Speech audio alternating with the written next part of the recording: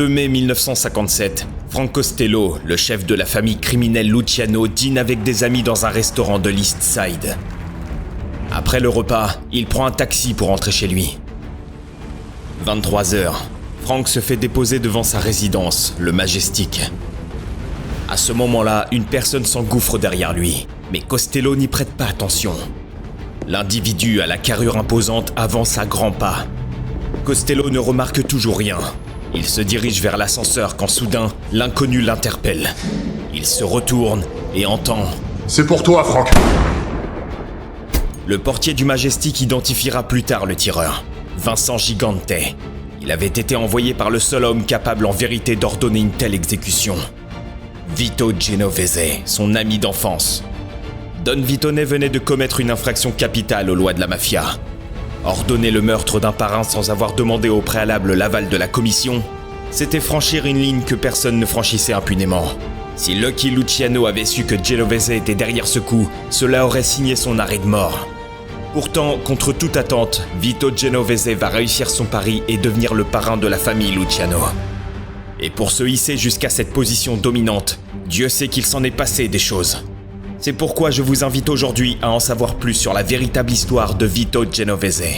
De ses débuts de petit voyou en Italie au tout début du XXe siècle, à son arrivée aux États-Unis en passant par la prohibition dans les années 20 et son ascension au sein de la Cosa Nostra avec ses associés Lucky Luciano et Frank Costello, vous saurez désormais tout sur la vie de Don Vitone, un parrain qui, pour beaucoup, représentait la Cosa Nostra dans sa forme la plus pure et la plus impitoyable.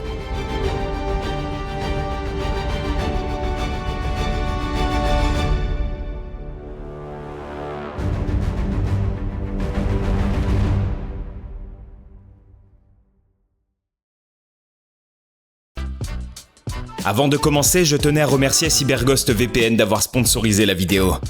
CyberGhost VPN, c'est quoi ? C'est un service qui vous aide à protéger votre vie numérique. Vous le savez, les criminels sévissent aussi sur Internet. Et chiffrer ces activités avec un VPN est devenu crucial. Grâce à eux, vous pourrez masquer votre adresse IP pour éviter le pistage et sécuriser votre navigation sur les réseaux publics. De plus, CyberGhost applique une politique stricte de non-conservation des journaux, ce qui signifie que même eux ne savent pas ce que vous faites en ligne. Mais ce n'est pas tout.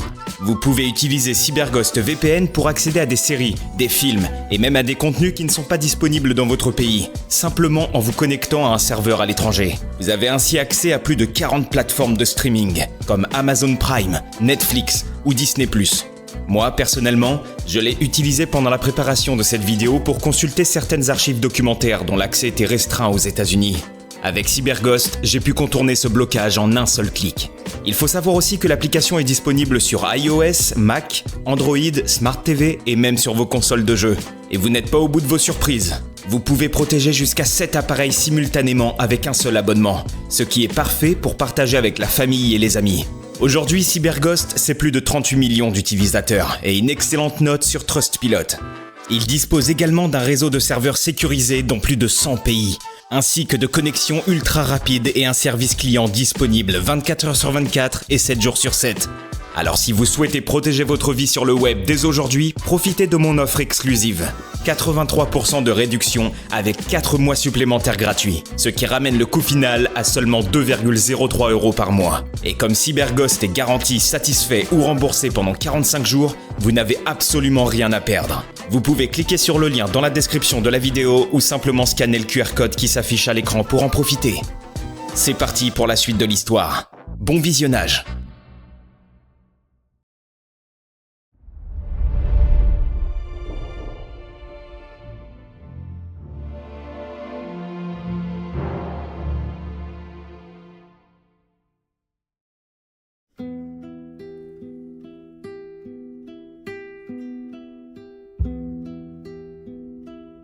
À l'instar de nombreux futurs gangsters qui domineraient plus tard la pègre américaine, Vito Genovese n'est pas né aux États-Unis, mais dans le vieux continent appauvri. Il est né le 21 novembre 1897 à Tufino, une petite ville située à seulement 16 km de Naples. Pour ses parents, Felice et Nunziata, l'arrivée d'un 4e enfant rejoignant une sœur et 2 frères, Michael et Carmine, était un lourd fardeau.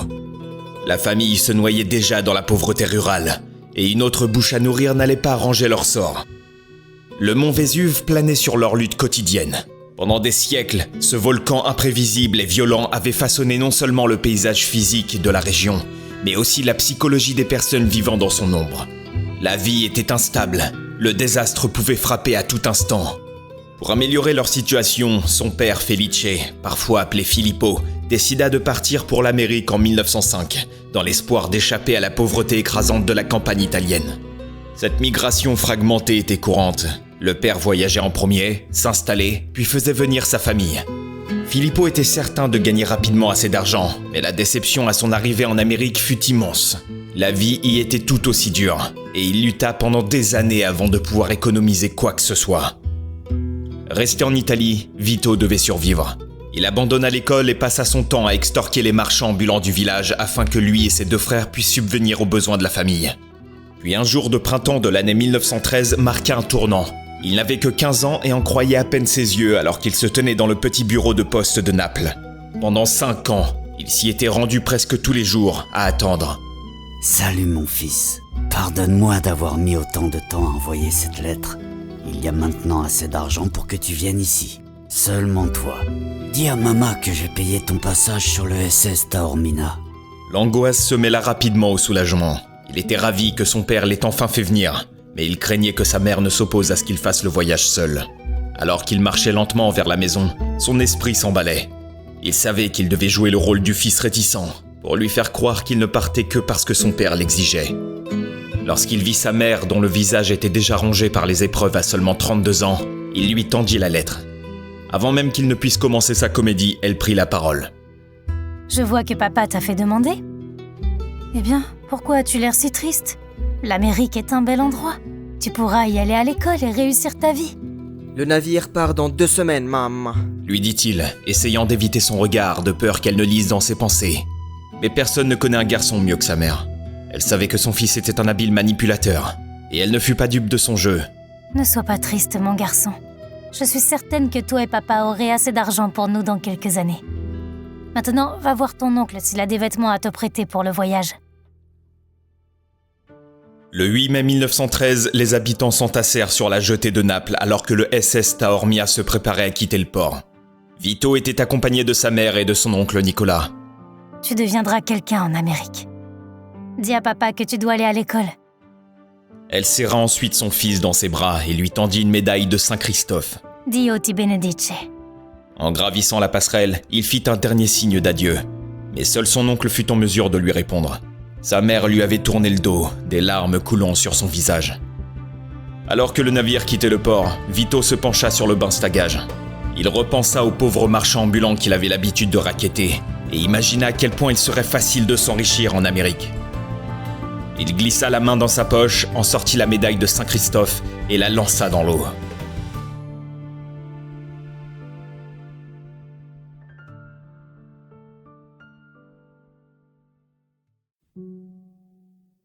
En Amérique, Vito s'installa avec son père dans un appartement précaire du Queens à New York.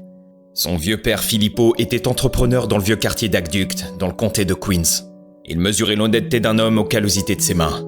Ses propres mains étaient couvertes d'ampoules irréparables, et il ne fallut pas longtemps pour que son cœur soit tout aussi meurtri. Au début, Vito conduisait une charrette tirée par des chevaux pour son père, mais lorsqu'il arrivait sur un chantier, il trouvait généralement une raison pour ne pas faire sa part du travail. Je crois que tu te moques de moi. Tu dis que tu ne te sens pas bien, que ceci te dérange et que cela te gêne. Pourquoi tu ne dis pas la vérité? Que tu es paresseux, hein? Dieu t'a donné 2 mains, comme tout le monde. Comment espères-tu vivre? Dit Filippo quelques semaines après l'arrivée de son fils en Amérique. Oh, je ne veux pas finir comme ça, papa. Je veux devenir quelqu'un. Maman a dit que je devais aller à l'école. Répondit Vito à son père. Le problème était que Vito ne parlait pas un mot d'anglais. Alors, en désespoir de cause, Filippo l'envoya vivre chez des proches dans le quartier de Mulberry Street, dans le Lower East Side de New York, un refuge pour les immigrés italiens en espérant qu'il y étudierait. Mais Vito ne passa jamais une seule journée dans une salle de classe. Au lieu de cela, il se tourna vers la rue. Pour les immigrés en difficulté fraîchement débarqués du vieux pays, les hommes moustachus qui dirigeaient le quartier représentaient l'autorité suprême. Ces premiers mafieux ne protégeaient pas leur peuple. Ils s'en prenaient aux immigrés italiens eux-mêmes, contrôlant loteries clandestines et raquettes de protection. Pour un jeune homme brûlant de s'enrichir rapidement, Il y avait toujours de nombreuses petites besognes à accomplir pour la mafia, avec des promesses d'avancement pour les plus ambitieux. Vito Genovese ne perdit pas de temps pour prouver qu'il était hautement qualifié pour les affaires criminelles. Il assimila la langue anglaise avec une rapidité remarquable et choisit pour amis des voyous qui s'élèveraient avec lui. Michele Mike Miranda et Anthony Tony Bender Strollo. Ils commencèrent modestement, renversant des charrettes à bras, faisant des courses pour les patrons moustachus qui dirigeaient les loteries clandestines et les raquettes de protection à travers Little Italy. Avant peu, Vito passa du statut de garçon de course à celui de collecteur, rassemblant les gains de loterie, prélevant sa part et apprenant les rouages du crime organisé de l'intérieur. En 1915, il était l'un de ceux qui rapportaient le plus, et Miranda, de 2 ans son aîné, décida que le moment était venu de l'intégrer pleinement. L'intronisation eut lieu dans une pièce sombre au 2e étage d'un immeuble de l'East Side. Un conseil de chefs se réunit. Sur une table devant eux reposait l'image en papier d'un saint. Miranda prit la main droite de Vito et lui perça l'index avec une aiguille, juste assez de sang pour mouiller l'effigie. Alors que l'image du saint brûlait, Vito répéta le serment. « Je jure sur mon honneur d'être fidèle à la mafia, comme la mafia m'est fidèle. Tout comme ce saint et ces quelques gouttes de mon sang sont brûlées. Je donnerai tout mon sang pour la mafia. » Conformément à la coutume séculaire de la mafia pour l'endoctrinement des nouveaux membres, on remit une arme à Vito afin qu'il commette des meurtres chaque fois qu'on lui demanderait. Bien qu'il ait réussi à éviter les condamnations pour meurtre, la loi a fini par le rattraper. En 1917, à l'âge de 19 ans, Vito fut arrêté pour possession d'armes à Manhattan. La peine prononcée par le tribunal fut de 60 jours dans une prison locale. Avec la Première Guerre mondiale battant son plein à cette époque et l'armée américaine fortement impliquée en Europe, cette condamnation pour port d'armes n'empêcha pas le responsable local du service de recrutement d'essayer d'enrôler Vito dans l'armée. Il se rappellera plus tard de ce moment. Ils ont dit « L'Italie et les États-Unis sont des alliés. Voulez-vous aller servir dans l'armée italienne ou voulez-vous servir dans l'armée des États-Unis » J'ai répondu et j'ai choisi de servir dans l'armée des États-Unis. Et c'est ainsi que j'ai été appelé. À ce stade de sa vie, Vito n'avait pas demandé la citoyenneté américaine et pensait qu'en servant dans l'armée américaine, il aurait une voie toute tracée pour devenir citoyen. Ce qui s'est avéré faux. Quoi qu'il en soit, Genovese se présenta à un camp militaire de Long Island pour un examen médical de préintégration. Mais le hasard voulut que l'armistice soit signé en 1918, déclarant la fin de la Première Guerre mondiale, et Genovese n'eut pas à servir. Le bref aperçu de la prison qu'avait eu Vito ne le dissuada pas de s'attirer davantage d'ennuis, même si son séjour derrière les barreaux avait provoqué une rupture entre le jeune homme et son père. En 1917, pendant que Vito purgeait sa peine de 60 jours, Filippo avait finalement fait venir sa femme. Elle arriva en Amérique peu de temps après la libération de Vito.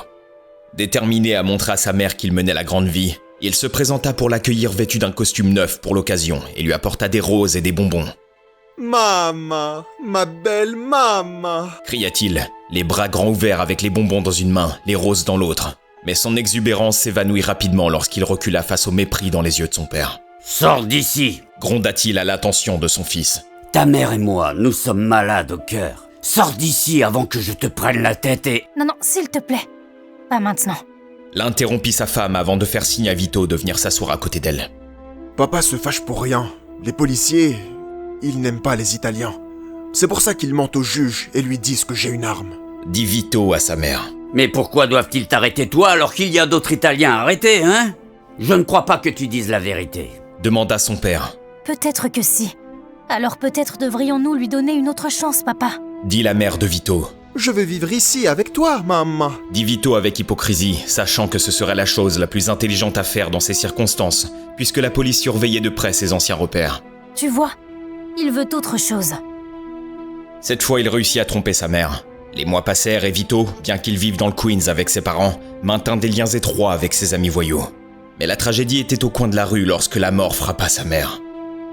Si cela pouvait lui être d'une quelconque consolation, Vito était à ses côtés pour implorer son pardon. Je devrais mourir, maman. Si je désertais la mafia, ils me tueraient. Tu ne peux pas les fuir. Maman, ils te retrouvent toujours. Pleura Vito, en lui mentionnant le nom de cette bande criminelle pour la première fois de sa vie. Que Dieu te pardonne, Vito, répondit-elle en regardant son fils avec des larmes dans les yeux. Avec la disparition de sa mère, la vie dans la rue n'était plus simplement une chose vers laquelle Vito dérivait. C'était la seule famille qui lui restait. Mais les petits larcins et les raquettes de rue ne suffisaient pas. Vito avait besoin d'une véritable opportunité commerciale. À cet instant, le plus beau cadeau dont un petit gangster comme lui pouvait rêver arriva pour changer sa dimension criminelle. Un événement majeur qui allait bientôt transformer sa vie et celle de nombreux autres délinquants des quartiers populaires de New York. La prohibition.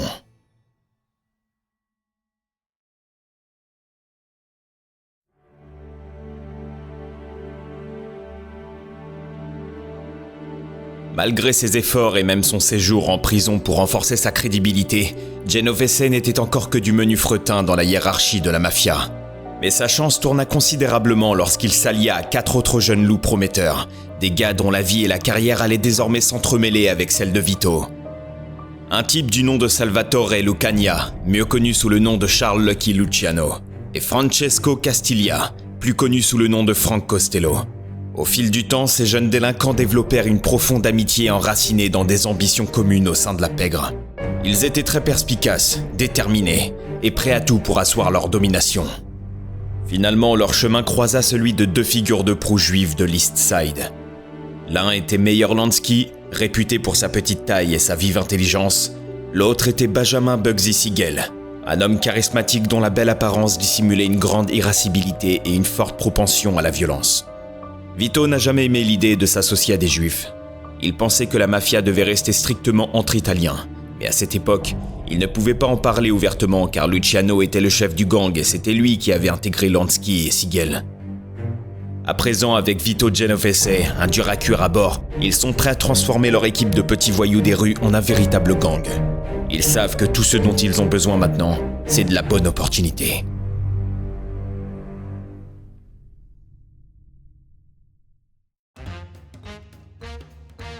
Le 17 janvier 1920, le gouvernement adopte le 18e amendement et la prohibition entre en vigueur, rendant illégale la fabrication, le transport, l'importation, l'exportation et la vente de boissons alcoolisées. En théorie, la prohibition devait réduire l'alcoolisme et renforcer la moralité ainsi que la fibre morale des Américains. Mais le concept tout entier s'est retourné contre eux. Au lieu d'assainir l'Amérique, la prohibition a fait le jeu des gangsters, créant une industrie d'1 milliard de dollars du jour au lendemain. Cela marque l'ouverture d'un nouveau chapitre dans l'histoire américaine. Pour de nombreux gangsters ambitieux, la prohibition devient la voie vers des profits immenses. Fournir de l'alcool au peuple américain assoiffé s'est avéré très lucratif. En peu de temps, le gang avait accumulé plus qu'il n'aurait jamais pu imaginer. Mais ce succès ne passa pas inaperçu. Au début des années 1920, la pègre de New York était tombée sous le contrôle du chef incontesté des gangs italiens. Un redoutable parrain sicilien nommé Giuseppe Masseria, plus connu sous le nom de Joe, The Boss.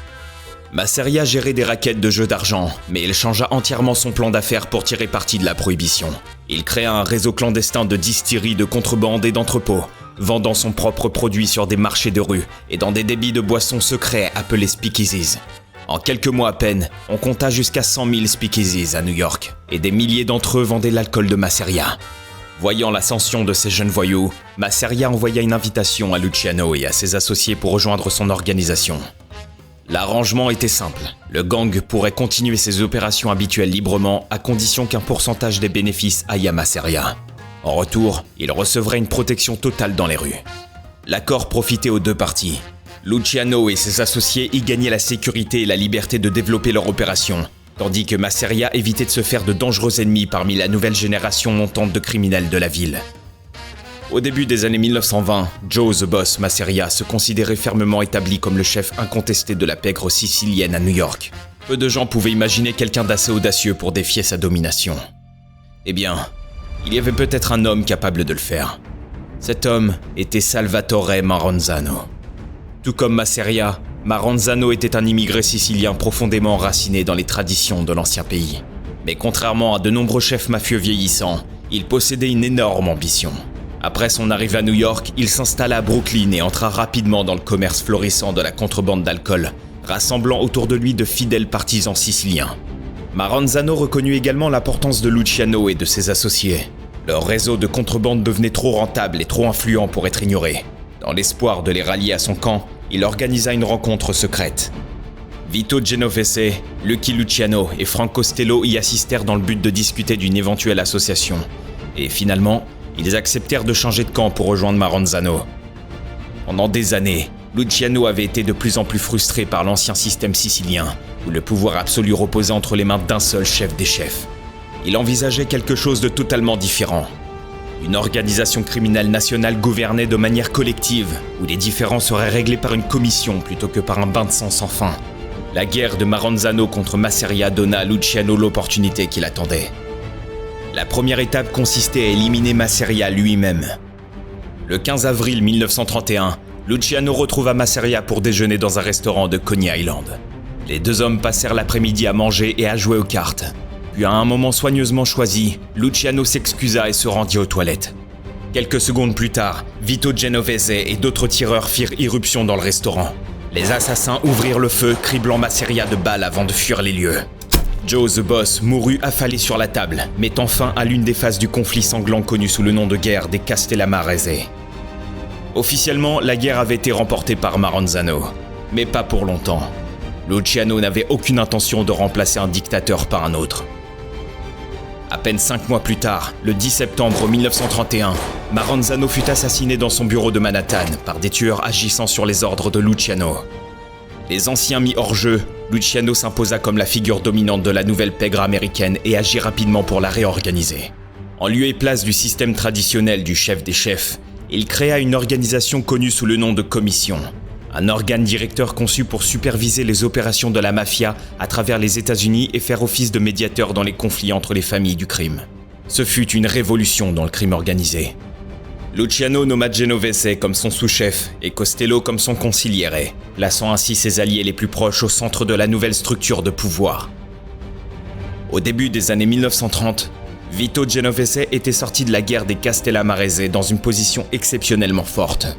Il avait soutenu le camp des vainqueurs, survécu au bain de sang et s'était élevé aux côtés du gangster le plus puissant d'Amérique. Mais alors que le monde de la mafia autour de lui commençait enfin à se stabiliser, la vie personnelle de Genovese allait subir sa propre transformation dramatique.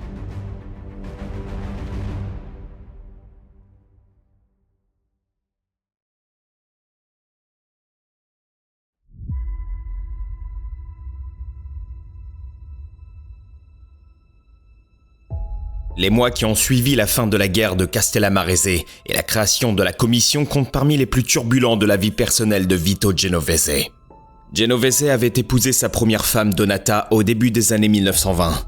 Ensemble, ils eurent une fille, Nancy, née en 1923, bien qu'aucun autre enfant ne suivit. Puis le 17 septembre 1931, à peine une semaine après que Luciano et Genovese eurent orchestré l'assassinat de Salvatore Maranzano, la tragédie frappa. Donata succomba à la tuberculose. Après des funérailles en grande pompe, Genovese reporta rapidement son attention sur Anna Vernotico, une femme mariée d'une vingtaine d'années dont le mari, Gerardo Vernotico, était un petit voleur et un aspirant contrebandier d'alcool opérant depuis Greenwich Village. Selon Joseph Valachi, membre de la famille Genovese et futur informateur du gouvernement, Genovese fit étrangler Gerardo Vernotico en mars 1932 avant que son corps ne soit abandonné sur un toit de Manhattan. Valachi affirma également que Vito ne perdit pas de temps pour épouser Anna par la suite. Cependant, les preuves entourant ce meurtre sont toujours restées incertaines. D'une part, Vernotico fut découvert mort aux côtés d'un autre homme que Genovese n'avait apparemment aucune raison d'éliminer. De plus, le certificat de décès de Gerardo le décrivait comme divorcé, ce qui suggère que lui et Anna s'étaient légalement séparés avant sa mort. Si tel était effectivement le cas, Genovese n'avait guère de motif évident pour commettre ce meurtre. Néanmoins, Vito ne fit aucun effort pour démentir les rumeurs qui circulaient dans la pègre new-yorkaise, et quelques semaines plus tard à peine, il épousa Anna. C'était en fait un mariage précipité. Fin juin 1932, Anna donna naissance à leur fils Philippe, ce qui rendait évident le fait qu'elle était déjà la maîtresse de Genovese avant la mort de Donata. Dans les années qui suivirent, le couple allait régner sur un foyer recomposé comptant 3 enfants. Marie, la fille qu'Anna avait eue de son mariage avec Vernotico, Nancy, la fille de Vito issue de son premier mariage, et Philippe, leur propre fils. Parallèlement, l'Amérique elle-même subissait une profonde transformation. Au début des années 1930, l'époque prospère et glamour des années folles s'était effondrée sous le poids de la Grande Dépression. Le krach boursier de 1929 avait plongé les États-Unis dans une catastrophe économique, tandis que la prohibition, la politique même qui avait permis à des hommes comme Genovese, Luciano et Costello de bâtir des empires criminels, approchait de sa conclusion inévitable. Le commerce illégal d'alcool avait rendu la mafia d'une richesse inimaginable.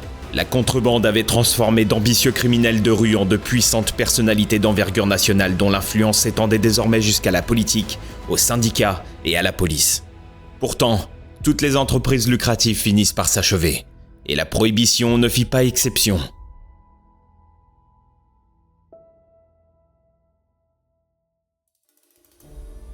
Le 5 décembre 1933, le 21e amendement abrogea officiellement la prohibition. Cette décision força le crime organisé à se réinventer. Les chefs de la mafia cherchèrent rapidement de nouvelles sources de revenus capables de remplacer les fortunes qu'ils avaient accumulées grâce à la contrebande d'alcool. Certains se lancèrent dans le commerce légal de l'alcool. D'autres se concentrèrent sur le racket syndical, les jeux d'argent, l'extorsion et les stupéfiants. Frank Costello, toujours pragmatique, se tourna vers les jeux d'argent, plus particulièrement les machines à sous. Grâce à ses relations politiques et à son remarquable sens des affaires, Costello transforma rapidement le racket des machines à sous en l'une des entreprises les plus rentables de New York. Par l'intermédiaire des politiciens de Tammany Hall, de fonctionnaires corrompus et de relations soigneusement entretenues au sein du gouvernement municipal, il parvint à protéger ses opérations tout en accroissant simultanément son influence au sein de la famille Luciano. Et pendant ce temps, Genovese cherchait à maintenir une apparence de légitimité. Utilisant les contacts développés durant les années de contrebande, il établit discrètement une série de boîtes de nuit et d'entreprises en s'assurant toujours que quelqu'un d'autre apparaisse comme le propriétaire officiel pendant que lui restait dans l'ombre. Pourtant, sous ce vernis de respectabilité, Genovese restait ce qu'il avait toujours été, un gangster. En 1934, lui et son proche associé Michele Miranda furent impliqués dans une escroquerie sophistiquée visant un commerçant. Le stratagème s'articulait autour d'une partie de cartes truquées et d'une machine frauduleuse soi-disant capable de fabriquer de la fausse monnaie. Lorsque la supercherie prit fin, la victime s'était fait délester d'environ 160 000 $. Le commerçant protesta, mais le véritable problème pour Genovese prit la forme de Ferdinand Boccia, l'homme qui avait présenté la victime au conspirateur. Boccia réclamait avec insistance sa part des bénéfices, environ 35 000 $, et devint bientôt un désagrément que Genovese et Miranda estimèrent devoir faire disparaître. Pour régler le problème, ils auraient fait appel à deux tueurs à gages, William Gallo et Ernest Rupolo. Ce qui suivit ressembla autant à une farce qu'à un complot pour meurtre. Boccia finit par être tué, mais Genovese décidait rapidement que Gallo lui-même était également devenu un fardeau. Rupolo, un jeune tueur à gages d'à peine 22 ans, reçut donc l'ordre de l'éliminer à son tour.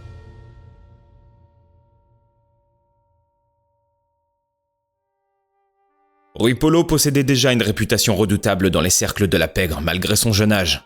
Des années plus tôt, il avait perdu la vue d'un œil après avoir survécu à une fusillade, bien que ce handicap n'ait guère diminué sa volonté de tuer. Le plan de Genovese était simple en théorie, bien que dangereusement alambiqué en pratique. Rupolo assassinerait Gallo. Ensuite, un autre jeune voyou nommé Rosario Palmieri éliminerait Rupolo, effaçant ainsi la chaîne reliant Genovese au meurtre initial de Boccia. Mais le stratagème s'effondra rapidement. Dans la nuit du 19 septembre 1934, Rupolo et Palmieri accompagnèrent Gallo au cinéma. Pendant le trajet en voiture, Rupolo sortit soudainement un pistolet et tira à plusieurs reprises à bout portant. Croyant Gallo mort, le duo l'abandonna dans la rue et quitta New York pour s'enfuir en Nouvelle-Angleterre. Mais Gallo survécut. Que ce soit par panique, incompétence ou à cause de la vue défaillante de Rupolo, l'assassinat avait échoué.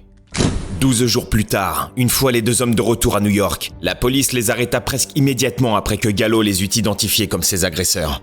Les deux hommes furent reconnus coupables d'agression et condamnés à de lourdes peines de prison. Pour Genovese, la situation était soudainement devenue périlleuse.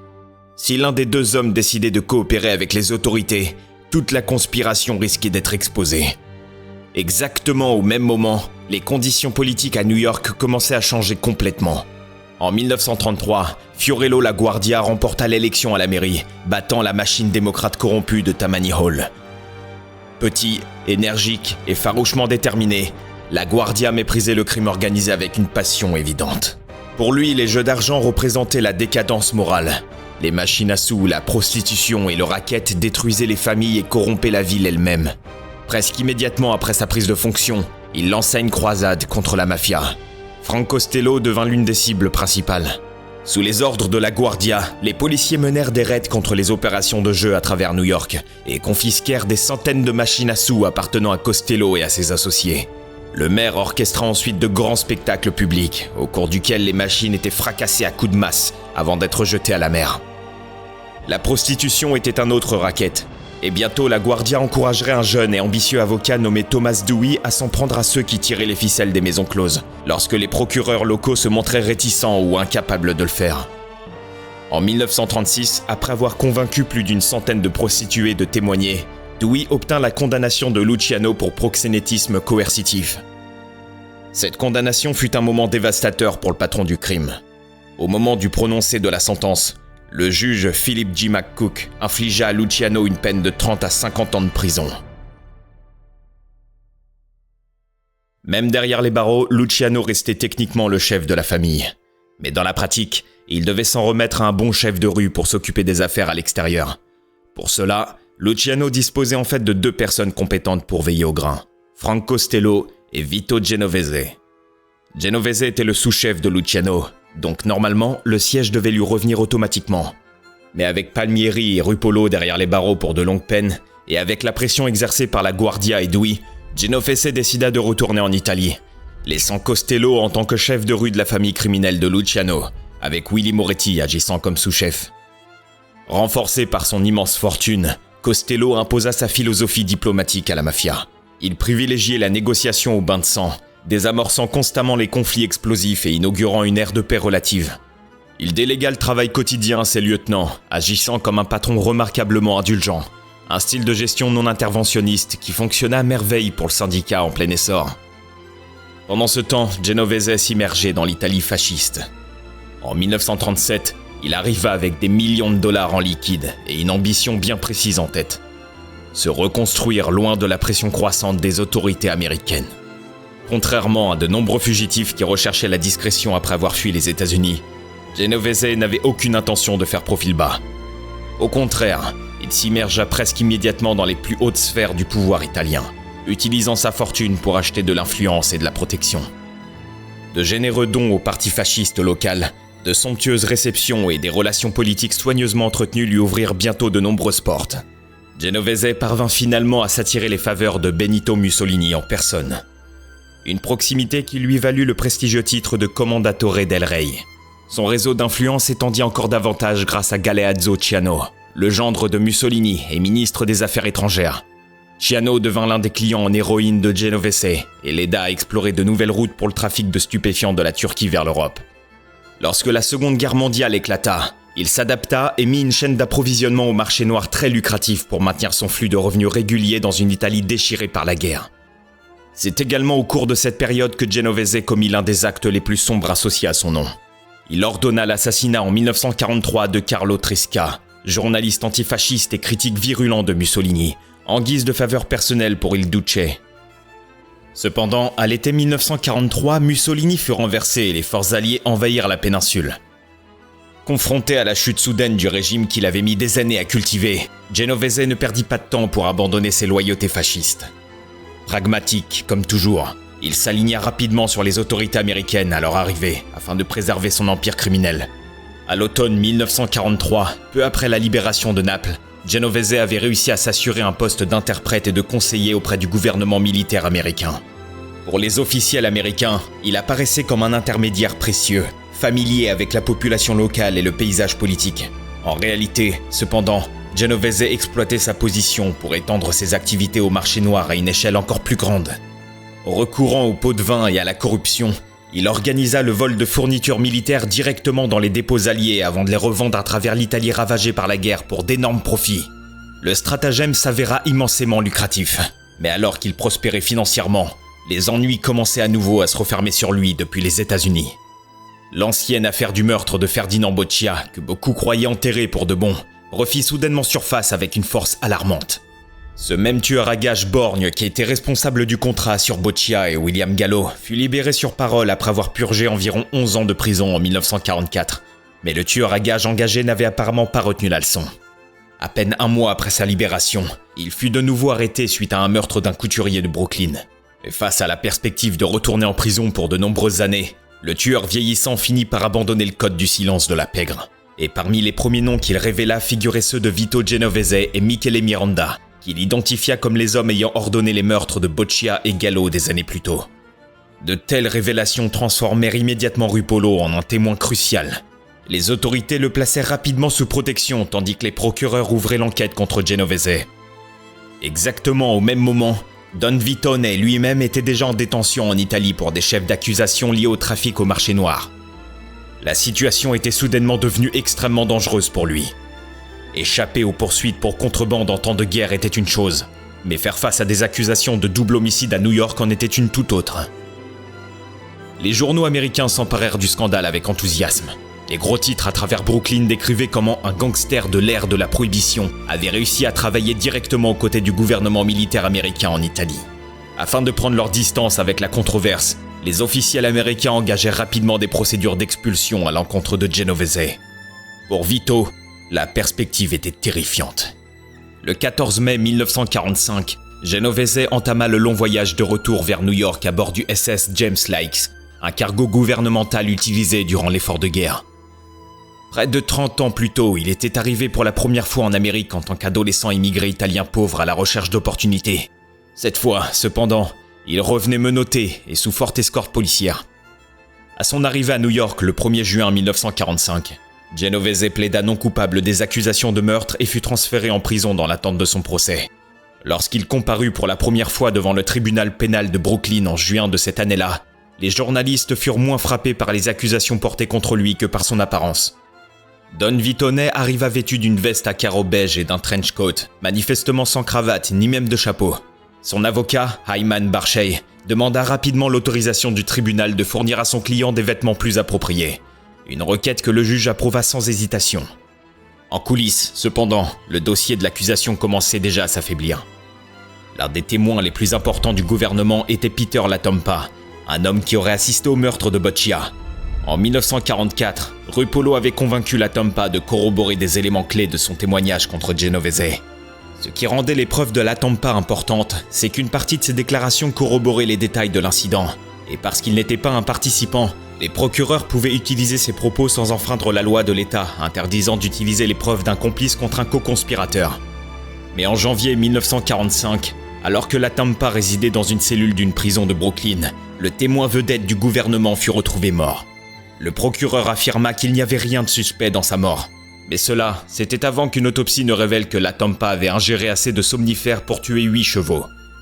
Bien sûr, la machine à rumeurs s'emballa, soupçonnant que le long bras de Genovese, qui se trouvait pourtant dans une prison en Italie à ce moment-là, avait d'une manière ou d'une autre joué un rôle dans la mort de Latompa. Pourtant, aucune preuve ne vint jamais démontrer une telle implication. Certains enquêteurs pensaient que Latompa s'était suicidé. Quelques semaines plus tôt seulement, il aurait d'ailleurs tenté de se pendre dans sa cellule. D'autres suggèrent que l'overdose aurait tout simplement pu être accidentelle. Quelle que soit la vérité, la mort de Latompa porta un coup dévastateur à l'accusation. Pendant ce temps, alors que Genovese se débattait sous le poids des inculpations et des scandales, Luciano, ironiquement, prenait la direction opposée. Pour lui, la guerre devint une sorte de salut. Après la mystérieuse destruction du SS Normandie dans le port de New York, les autorités américaines craignirent de plus en plus des actes de sabotage sur les docks. Et lorsqu'il s'agissait de contrôler le front de mer, aucune figure ne possédait plus d'influence que Luciano. Utilisant Meyer Lansky comme intermédiaire, des fonctionnaires du gouvernement approchèrent Luciano avec une offre. Sa coopération en échange d'un traitement de faveur. Son influence s'étendit bientôt bien au-delà des jetées de New York. Durant l'opération Husky, Luciano aida à établir des contacts entre les forces américaines et des éléments de la mafia sicilienne, aplanissant ainsi la voie pour l'avancée des Alliés. En ce faisant, il ne faisait pas qu'aider l'effort de guerre américain. Il remodelait l'équilibre des pouvoirs. En un sens, Luciano contribuait à forcer la décision de Genovese de changer d'alliance et de lier son sort à celui des Alliés, ce qui allait finalement le conduire à sa situation difficile dans l'affaire Boccia. Pourtant, même le salut de Luciano eut un prix. Au début de l'année 1946, après s'être assuré de sa libération de prison, les autorités américaines mirent au clair une condition absolue. Il ne serait plus jamais autorisé à rester aux États-Unis. Alors Luciano fut expulsé de façon permanente vers l'Italie. Ainsi, tandis que Luciano était chassé d'Amérique, Genovese était entraîné de plus en plus profondément sous le feu des projecteurs. Pour Don Vitone, l'avenir était très incertain. À l'approche du procès Boccia, de nouvelles accusations continuaient d'émerger contre lui. La plus explosive est venue d'Ernest Rupolo en personne, qui envoya une lettre sensationnelle directement au juge Samuel Leibowitz. Dans celle-ci, Rupolo le Borgne affirmait que Peter Latompa n'était pas du tout mort d'une overdose, mais qu'il avait au contraire été empoisonné sur ordre de Genovese.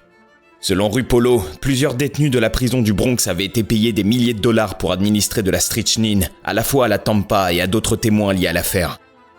L'espace d'un instant, il sembla que l'empire de Genovese s'effondrait enfin autour de lui. Et pourtant la chance intervint une fois de plus.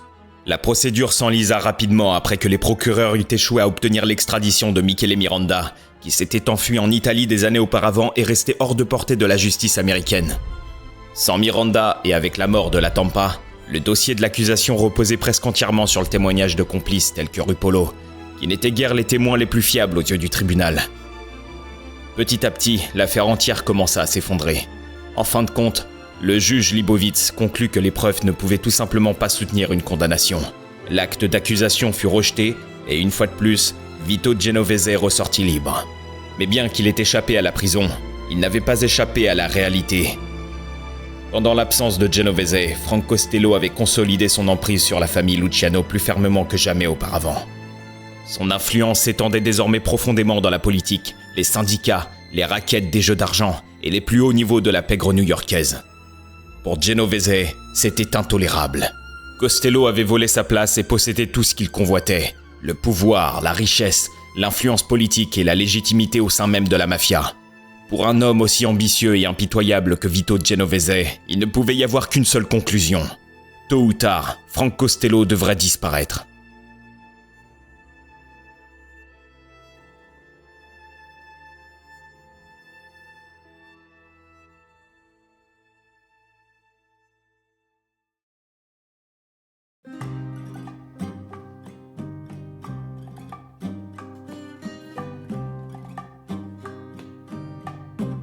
À la fin de l'année 1946, Lucky Luciano, qui avait entre-temps été expulsé vers l'Italie, arriva à Cuba avec l'intention d'y organiser un nouveau sommet du crime organisé. Avec l'aide de son fidèle ami Meyer Lansky, il prépara une réunion secrète rassemblant les figures les plus importantes de la pègre américaine. Cette conférence devait se tenir à La Havane. Arrivé sur place avant les autres invités, Luciano était déterminé à reprendre les rênes de l'organisation, dont il avait été écarté depuis 1936, année de son incarcération. Cependant, son absence physique ne signifiait nullement qu'il avait perdu de son influence. Bien au contraire, même à distance, Luciano continuait d'exercer une autorité considérable sur les affaires de la famille. Frank Costello avait certes été élevé au rang de parrain après son départ, mais il restait avant tout le représentant de Lucky à New York, exécutant sa volonté tandis que Luciano dirigeait les opérations depuis l'étranger. Désormais installé pas loin des côtes américaines, Lucky avait bien l'intention de réaffirmer son pouvoir. Le deuxième à arriver fut Don Vitone. Libéré de ses propres entraves judiciaires, Genovese avait voulu passer un peu de temps avec Luciano avant le début officiel de la réunion. Il voulait tenter son propre coup de force, mais Luciano connaissait suffisamment Vito pour se méfier de lui. Quelques années plus tard, il raconterait la scène. C'était quelques jours avant que je n'attende qui que ce soit, vers le 20 décembre, quand Vito m'a appelé chez moi. C'était un numéro privé et il l'avait eu de Lansky. Il m'a dit qu'il était descendu plutôt pour profiter du soleil et des vagues. Bien sûr, je n'y ai pas cru. Je connais ce petit con assez bien pour savoir qu'il n'est pas venu à La Havane pour bronzer. Ce n'était pas sa façon d'opérer. Je savais qu'il avait quelque chose derrière la tête. Il m'a dit d'un ton tout à fait naturel « Charlie, je pense que tu devrais arrêter. Je veux dire prendre ta retraite. Tu auras tout l'argent dont tu pourras jamais avoir besoin. Je t'en donne ma parole personnelle. » Il me proposait de me racheter et de prendre la place de patron de facto pour diriger les affaires à New York. Cette tentative de prise de pouvoir n'était guère surprenante. Genovese se sentait intouchable à l'époque et pensait que l'exil de Luciano l'empêchait de diriger efficacement les opérations new-yorkaises. Il savait également que Frank Costello devait arriver dans les jours suivants et espérait probablement frapper avant que la conférence ne commence véritablement. Luciano, qui vouait une haine intense à Genovese, était livide mais affirma avoir gardé son sang-froid. Ce fils de pute de Rital tentait un coup audacieux, mais il le faisait sans personne d'autre autour. Je lui ai dit, en des termes non équivoques, qu'il avait été décidé il y a longtemps qu'il n'y aurait pas de soi-disant chef des chefs dans la mafia. Mais que si cela changeait, je prendrais moi-même le titre. Pour le moment, tu travailles pour moi. Et je ne suis pas d'humeur à prendre ma retraite. Genovese réalisa alors qu'il lui serait impossible d'écarter Luciano si facilement. La tentative de renversement s'arrêta là, du moins pour le moment. La conférence de la Havane commença officiellement dans la semaine du 22 décembre 1946. Parmi les invités figuraient certains des mafieux les plus influents des États-Unis. Vito Genovese, Joe Adonis, Albert Anastasia, Joseph Bonanno, Anthony Little O.G. Pisano, Costello et son ami Phil Castell, Thomas Lucchese, Vincent Mangano, Mike Miranda, Willie Moretti et Joseph Profacci. Chicago a envoyé Tony Accardo et les frères Ficcetti. Le Sud, représenté par Meyer Lansky, Carlos Marcello et Santo Trafficante. Autres présents, Stefano Magaddino et Joseph Magliocco étaient également présents, côté de l'avocat de Luciano, Moses Polakov. Même Frank Sinatra, alors jeune chanteur en pleine ascension, s'est joint au rassemblement. Après plusieurs soirées de festivités, les discussions sérieuses commencèrent enfin. Très vite, le cas de Bugsy Siegel fut abordé. Quelques années plus tôt, Siegel avait été envoyé sur la côte ouest pour superviser la construction d'un immense casino à Las Vegas, le Flamingo. Convaincu que la ville deviendrait bientôt une capitale du divertissement, Bugsy avait persuadé Frank Costello et plusieurs autres figures de la mafia d'investir massivement dans le projet. Mais le rêve se transformait peu à peu en désastre. La construction prenait du retard, et les coûts dépassaient largement le budget initial. Plusieurs millions de dollars supplémentaires avaient déjà été engloutis dans l'entreprise, sans qu'aucun profit concret ne voie encore le jour. Et pire encore, certains investisseurs soupçonnaient Bugsy Siegel et sa maîtresse Virginia Hill de détourner une partie de l'argent. L'ouverture du Flamingo n'avait rien arrangé. Annoncé comme un événement grandiose, le lancement du casino fut un échec cuisant. Le mauvais temps avait empêché plusieurs célébrités de rejoindre Las Vegas, gâchant une partie du spectacle prévu. La colère des investisseurs était désormais immense. Bugsy se trouvait dans une situation extrêmement dangereuse. Mais Frank Costello aussi, parce que c'était lui qui avait convaincu plusieurs mafieux d'injecter leur argent dans le Flamingo. Certains le tenaient pour directement responsable du fiasco. Quelques-uns réclamaient même sa mort. Il y avait une autre complication dans l'affaire du Flamingo, et elle impliquait à la fois Costello et Genovese. Luciano, selon le récit qui lui est attribué dans The Last Testament, avait dit à Genovese qu'il ne serait pas en lice pour devenir le parrain tant que lui, Luciano, serait dans les parages.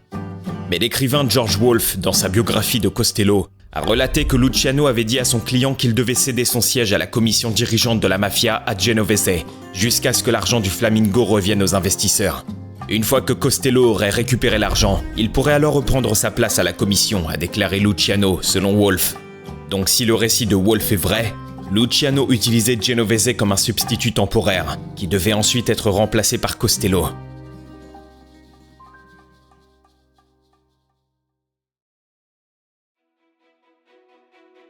Finalement, Costello a survécu au problème d'argent du Flamingo et a apparemment récupéré ce que les investisseurs avaient misé.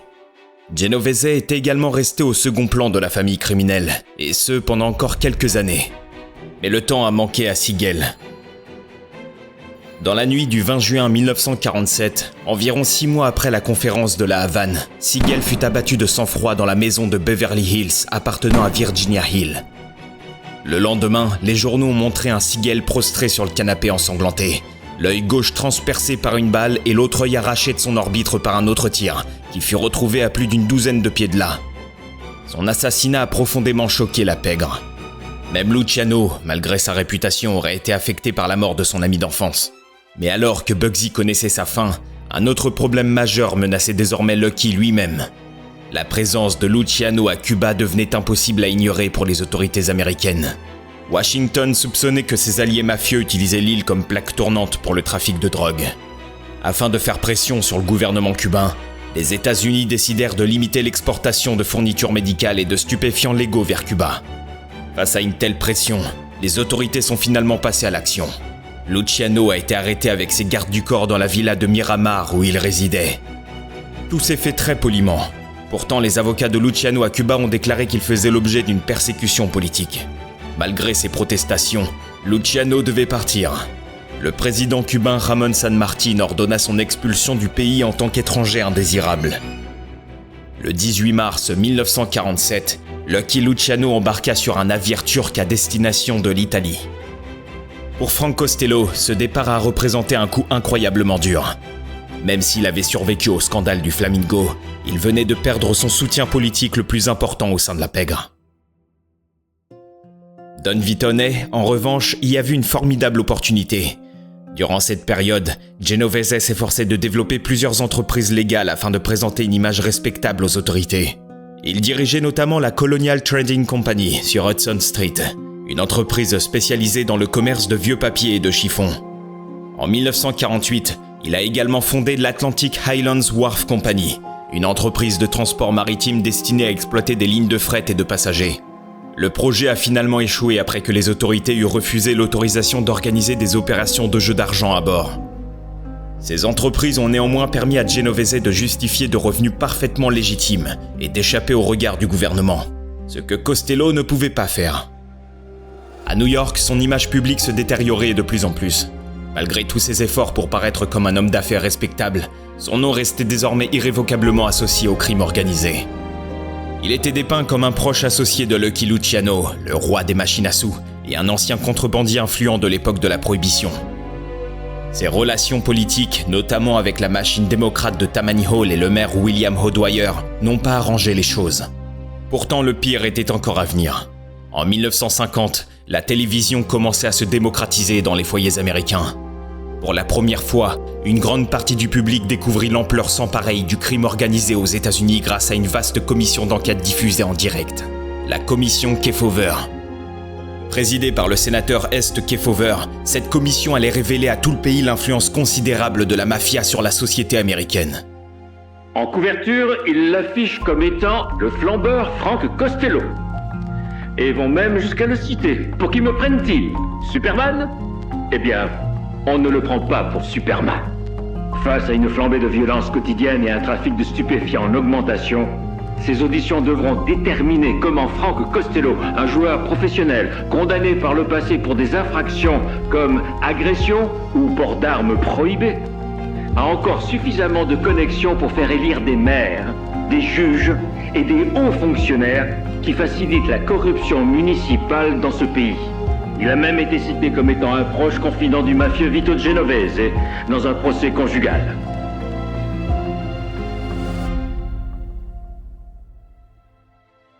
Les auditions se sont déroulées dans 14 villes à travers les États-Unis. Parmi les figures assignées à comparaître figurait Joe Profaci, le chef de la famille criminelle Profaci de New York, Tony Accardo de la Outfit de Chicago, Abner Zwillman, le patron du crime du New Jersey, et bien sûr la star du spectacle, le premier ministre de la pègre, Frank Costello. Pendant plusieurs semaines, le chef de la famille Luciano est devenu le principal visage télévisé du crime organisé américain. Son témoignage était aussi fascinant que troublant. Have you always upheld the Constitution and the laws of your state and nation? I believe I have. Have you ever offered your services to any war effort of this country? No. Bearing in mind all that you have gained and received in wealth, what have you ever done for your country as a good citizen? Paid my tax.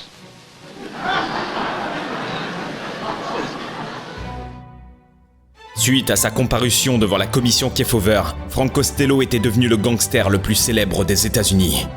Du jour au lendemain, de nombreuses personnalités politiques ont cherché à prendre leur distance avec lui. Personne ne voulait voir son nom associé à un homme considéré comme l'ami intime de Lucky Luciano. Costello aurait de quoi s'inquiéter très sérieusement. Mais pas Vito Genovese. Non. Le problème de Vito viendrait de quelqu'un de bien plus proche, qui finirait par lui faire plus de mal que n'importe quel membre du Congrès. Sa femme, Anna.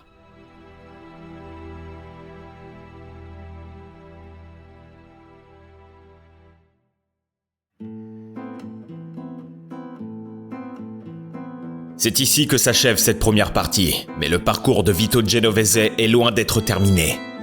Dans le prochain et dernier épisode, nous découvrirons comment sa propre femme a réussi à l'atteindre plus durement qu'aucun autre gangster.